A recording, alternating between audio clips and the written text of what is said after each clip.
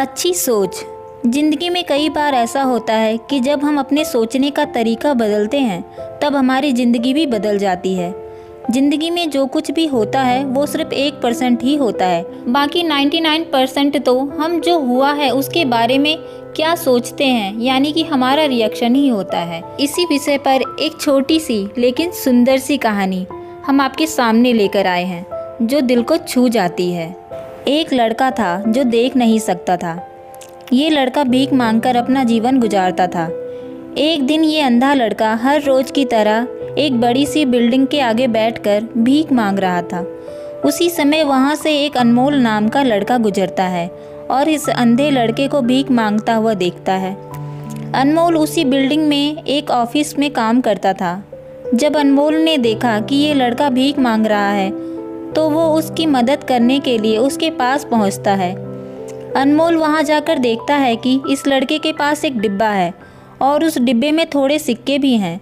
कुछ लोग आते हैं, इस लड़के को पैसे देते हैं और कुछ लोग उसे बस देखकर ही चले जाते हैं। अनमोल ने ये भी देखा कि इस लड़के के पीछे एक बोर्ड लगा हुआ था जिस पर लिखा हुआ था कि मैं एक अंधा लड़का हूँ, मेरी मदद कीजिए। ये सब देखकर अनमोल अब ये सोचने लगा कि इस दुनिया में भी बड़े कमाल के लोग हैं। जिसे मदद की ज़रूरत है उसे कोई नहीं करता है। उस बोर्ड पर जो लिखा था उसे वो मिटा देता है और उसकी जगह पर और कुछ लिख देता है। अब अनमोल कुछ पैसे उस डिब्बे में रखता है और अपने ऑफिस की ओर बढ़ जाता है।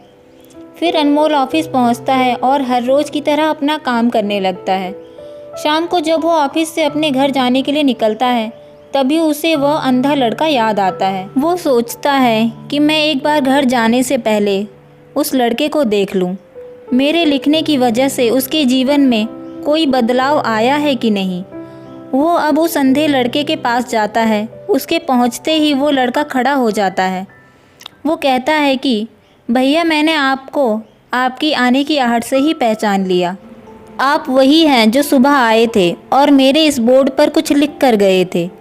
मैं आपको सिर्फ इतना पूछना चाहता हूँ कि आपने ऐसा क्या लिखा था मेरे बोर्ड पर कि जो भी यहाँ से गुजरता है वो मुझे कुछ न कुछ देकर ही जाता है।